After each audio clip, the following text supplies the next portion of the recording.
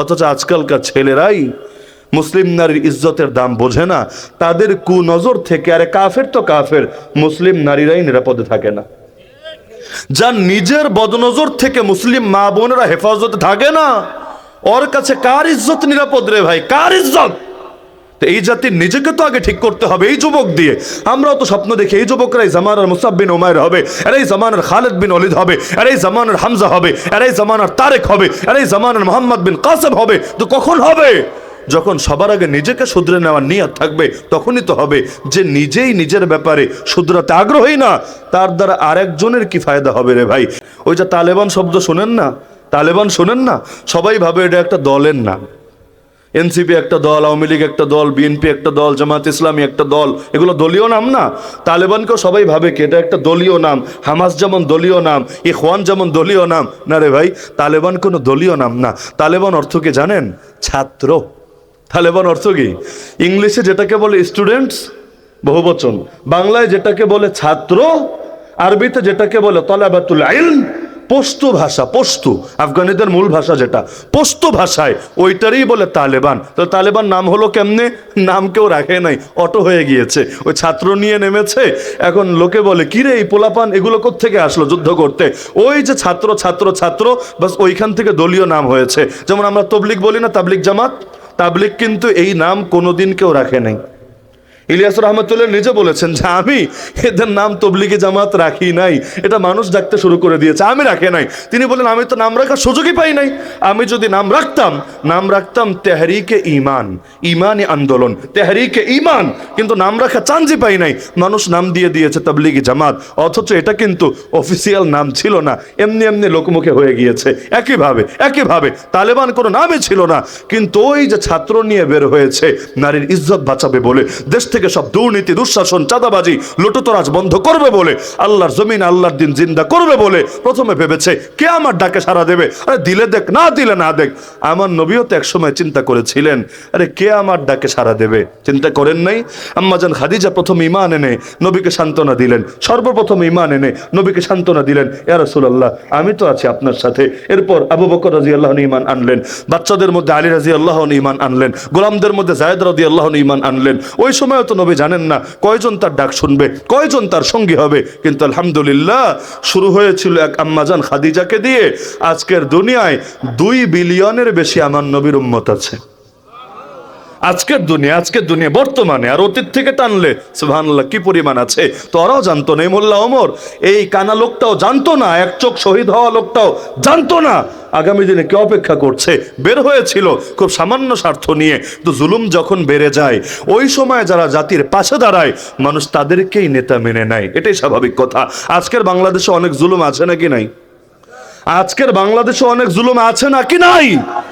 এগুলো দূর করার জন্য কেউ যদি রাস্তায় নেমে যায়, তার কোনো পার্টি থাক বা না থাক, তার কোনো বিশাল সংগঠিত বাহিনী থাক বা না থাক, দেখবেন সে যদি সফল হয়, জাতি ঠিকই তাকে মাথায় তুলে নেয়। ওই জামানায় এমন হলো, কয়েকজন ছাত্র নিয়ে শুরু করলো। প্রথমে তো অত বড় সড়ো টার্গেট ছিল না, কিন্তু আল্লাহর জমিনে 1996-তে, সালটাও মনে রাখতে পারেন, 1996-তে প্রথমবারের মতো ইসলামী শাসনই কায়েম করলো। 2001 পর্যন্ত চললো, আমেরিকার বদনজর পড়লো, এরপর 19টা বছর যুদ্ধ হলো। এরপর আলহামদুলিল্লাহ আবারও নতুন করে তারা আবারও নিজেদের শাসনকে পাকাপোক্ত করে ফেলতে পারলো। তাই মুসলিম নারীর ইজ্জত মুসলমানদের কাছে কত দামি ছিল, অথচ আজকালকার ছেলেরাই মুসলিম নারীর ইজ্জতের দাম বোঝে না। তাদের কুনজর থেকে, আরে কাফের তো কাফের, মুসলিম নারীরাই নিরাপদে থাকে না। যার নিজের বদনজর থেকে মুসলিম মা বোনেরা হেফাজতে থাকে না, ওর কাছে কার ইজ্জত নিরাপদ রে ভাই, কার ইজ্জত? এই জাতির নিজেকে তো আগে ঠিক করতে হবে। এই যুবক দিয়ে আমরাও তো স্বপ্ন দেখি এই যুবকরা এই জামানার মুসাব বিন উমাইর হবে, আর এই জামানার খালিদ বিন ওয়ালিদ হবে, আর এই জামানার হামজা হবে, আর এই জামানার তারেক হবে, আর এই জামানার মোহাম্মদ বিন কাসেম হবে। তো কখন হবে? যখন সবার আগে নিজেকে শুধরে নেওয়ার নিয়ত থাকবে, তখনই তো হবে। যে নিজেই নিজের ব্যাপারে শুধরাতে আগ্রহী না, তার দ্বারা আরেকজনের কি ফায়দা হবে রে ভাই? এজন্য আল্লাহর ওয়াস্তে সব যুবকদেরকে আমি শেষ কথা বলে দিয়ে যাই। সব কথা যুবকদেরকে নিয়ে হচ্ছে বলে মুরব্বীরা আবার রাগ করছেন না তো আমার উপরে? রাগ করছেন না তো যে হুজুর সব ওয়াজ যুবকদের লেগেই করলেন, আমরা হুদাই কষ্ট করে কি লেগে বয়ে থাকলাম? এই কথার মধ্যে ফায়দা আছে নাকি নাই? যুবক ভাইদেরকে শেষ কথা বলে যে আল্লাহর ওয়াস্তে আসেন শুরু করি একদম মূলটা থেকে, ধাপে ধাপে আগাই সর্বোচ্চে। আজকের মাহফিল থেকে প্রত্যেকে নিয়াত করেন ইনশাআল্লাহ আর কিছু পারি বা না পারি সবার আগে 5 ওয়াক্ত নামাজকে হেফাজত করবই করব যথাযথভাবে ইনশাআল্লাহ। আগামীকাল ফজর থেকে সূচনা, কাজ বাকি রাখা যাবে না, বাকি রাখলে ওই দিন জীবনে নাও আসতে পারে। আগামীকাল ফজর থেকে সূচনা। আমি মনে করি যুবকরাই যদি নামাজি হয়ে যায় মুরব্বীদেরকে আর ওয়াজও করা লাগবে না। একটা উদাহরণ বোঝেন, কোনো যুবক ছেলে যদি মুখে দাড়ি রাখে, এক মুষ্টি দাঁড়িয়ে আছে, তার বাপ যদি দাড়ি না রাখে, কোনো এলাকায় মনে করেন ঘুরতে গিয়েছে, কোনো এলাকায় ঘুরতে গিয়েছে, এখন ওই লোকের পরিচয় মানুষ শুনলো, শোনার পরে পাশের জনটা তো চেনে না, জিজ্ঞেস করলো কি তোমার ভাই নাকি, ছোট ভাই নাকি? এরকম প্রশ্ন হয় না? মাঝে মাঝে হয়, অনেকটা দেখলে বোঝা যায় না। এইরকম যদি একবার লোকে জিজ্ঞেস করে, বাপরে দেখা যদি বলে কি তোমার ছোট ভাইটাই নাকি, পরে বলবে না না আমার আব্বা। ও আচ্ছা আব্বা, চেহারাটা তো কিউটের ডিব্বা, এজন্য দেখে ভেবেছিলাম মনে হয় তোমার ছোট ভাইটাই হবে। এভাবে যদি 2 দিন লোকে তারে বলে, আপনার কি ধারণা দাড়ি রাখার আর ওয়াজ করা লাগবে? আর ওয়াজ করা লাগবে? সে চিন্তা করবে আরে পোলাই তো ভালোই বিপদে ফেলে দিয়েছে, পোলাই যখন আদা হুজুর হয়েছে আমি আর বাকি থাকতে কি করতে, তাহলে আমিও দাড়ি রেখে দেই। পোলাই যদি ফজরের নামাজে প্রথম কাতারে গিয়ে হাজির হয়, ভাব কেমনে ঘুমায় থাকবে, কেমনে ঘুমায় থাকবে? চক্ষু লজ্জা বলতে একটা ব্যাপার আছে না? পোলা তাহাজ্জুদে মিস হয় না, আর বাপ ফজর কেমনে কাজা করবে? এজন্য আপনারা যুবকরা যদি ঠিক হন, বাকি সমাজ ইনশাআল্লাহ আপনাদেরকে দেখে দেখেই ঠিক হবে। আরে ভাই, ওয়াজ শুনে কয়জন পরিবর্তন হয়? বাসায় বাচ্চা আছে না আপনাদের? বাচ্চা, নিজের বাচ্চা থাক, ভাগিনা ভাতিজা আছে না? সারাদিন ওয়াজ করবেন, সারাদিন দেখবেন খুব বেশি কাজ হয় না। লেকিন নিজে জায়নামাজ বিছায় নামাজে দাঁড়ায় যান, দেখবেন ওই পিচ্চিরে সাইজে হয়তো ট্যাবলেট ক্যাপসুল সাইজের একদম বাচ্চা, ওই পিচ্চিরে বলাও লাগছে না, আপনার পাশে এসে সুন্দর জায়নামাজে দাঁড়িয়ে গিয়েছে। এমনকি আপনি তো টুপি দিয়ে নামাজ পড়ছেন, ওর হয়তো গায়ে কাপড়ই নাই, ল্যাংটা, কিন্তু দেখবেন কোত্থেকে টুপি একটা এনে মাথায় দিয়ে একদম সুন্দর নামাজে দাঁড়িয়ে গিয়েছে। পড়তে পারুক বা না পারুক আপনাকে হুবহু ফলো করছে। আপনি রুকুতে গেলে ও রুকুতে হাজির, আপনি সেজদায় গেলে ও সেজদায় হাজির। এই যে বাচ্চাকাল থেকে অটো মহব্বত তৈরি হয়ে যাচ্ছে। মা যদি পর্দানশীল হয়, ওই মেয়েরে পর্দার ওয়াজ করা লাগে না। মা যখন হিজাব পরে বের হয়, নেকাব পরে বের হয়, ওই ছোট বাচ্চাও বাজি ধরে, আমারও নিতে হবে এভাবে, আমারে বোরকা কিনে দাও না কেন? অথচ ওর বয়সই হয় নাই, এখনো ফরজই হয় নাই পর্দা, কিন্তু বাজি ধরে। আরে আমাদের যাদের বাচ্চা আছে, এই বাচ্চাগুলোর মনে হয়, আমার মনে হয়, আমি জানি না, বাচ্চাগুলোর প্রথম খেলাই মনে হয় শুরু হয় আমাদের দাড়ি টেনে। কি যে মজা পায় দাড়ি টেনে, যার টানে সে না বোঝে দাড়ি টানার মধ্যে কি মজা। কিন্তু বাচ্চারা কি যে মজা পায়, ধুমায় টানতে থাকে। আপনি চিন্তা করেন, ওই যে টানছে না, টানতে টানতে কিন্তু দাড়ির প্রতি অজান্তে তার মহব্বত তৈরি হয়ে যাচ্ছে।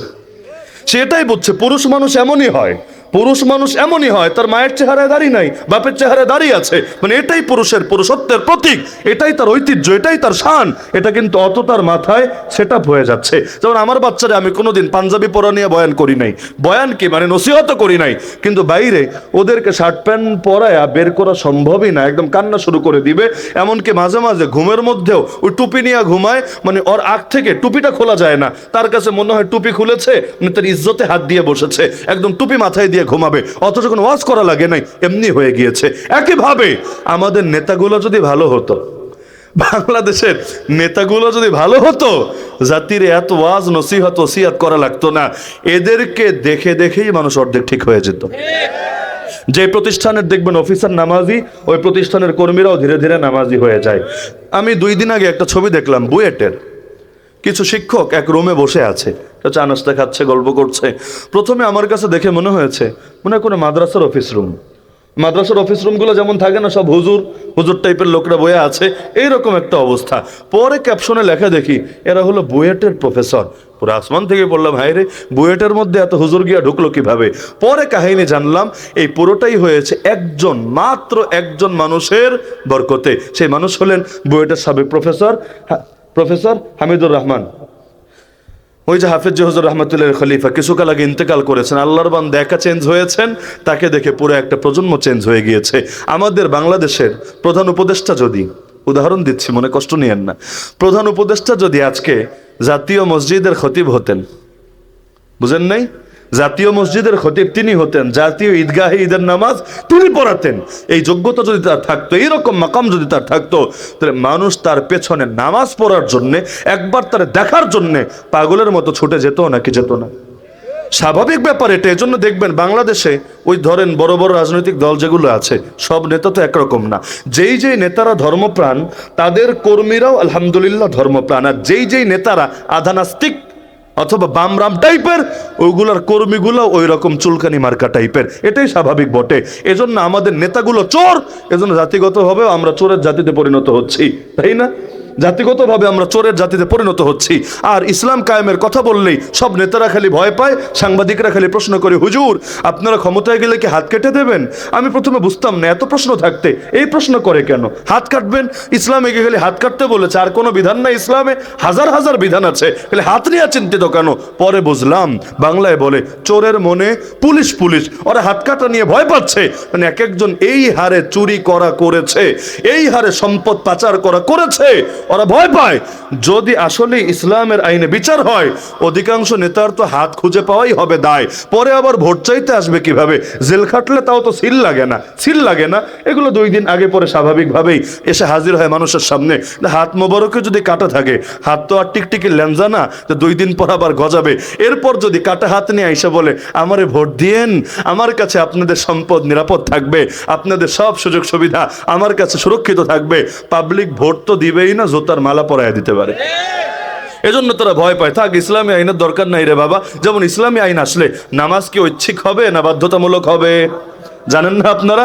ঐচ্ছিক হবে না বাধ্যতামূলক হবে? নামাজ না পড়লে খালি ওয়াজ করা হবে, ওয়াজ না জেলে ভরা হবে? ইসলামের সাজা তো কঠিন। এজন্য দেখবেন ইসলামী লিডার যারা আছে, বিভিন্ন ইসলামী দলের নেতা ভোট চাইতে আসলেও ভুলেও বলে না আমারে ভোট দেন, ভোট দিলে আমি কিন্তু নামাজ প্রতিষ্ঠা করে ছাড়বো। নামাজ না পড়া যাবেন কই?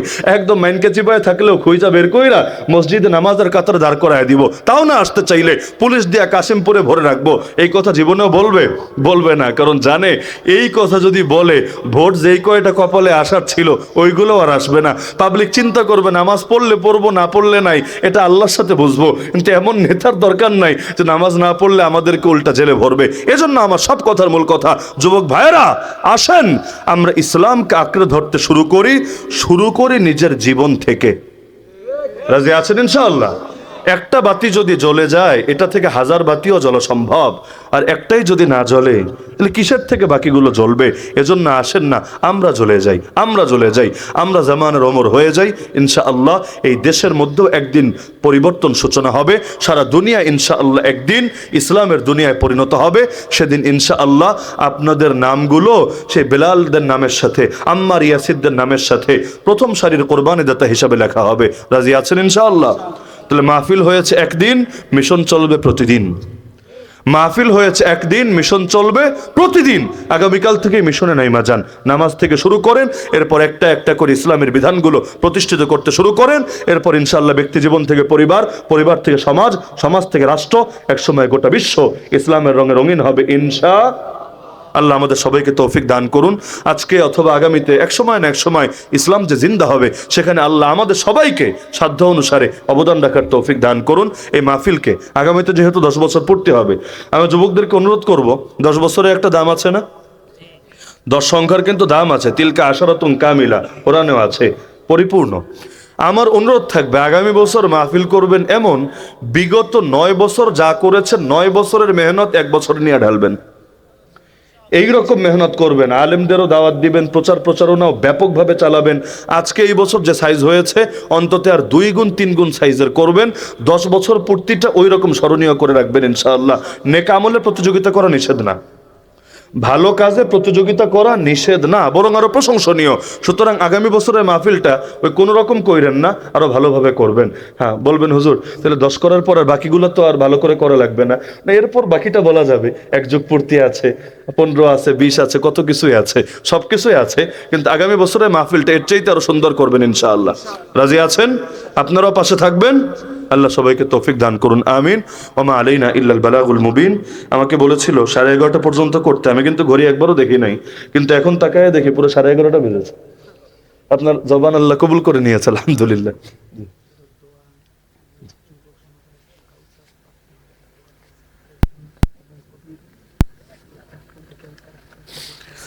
অনেক ভাইরা দোয়া চেয়েছেন। এক ভাই হোমেয়ন, তিনি ক্যান্সারে আক্রান্ত আছেন। তার জন্য দোয়া চেয়েছেন, আমরা সকলে দোয়া করব আল্লাহ যাদেরকে শেফা দান করেন। আরেক ভাই তার বাচ্চা কাচ্চা হচ্ছে না, পেরেশানিতে আছেন, দোয়া চেয়েছেন। আর আমার পাশে যিনি বসা আছেন তার মাও ইন্তেকাল করেছেন। আরও এখানে আমরা যারা আছি অনেকেই হয়তো বিভিন্ন মুসিবতে আছি, আমরা সবাই সবার জন্য দোয়া করবো ইনশাআল্লাহ। দুরূদ শরীফ পাঠ করি।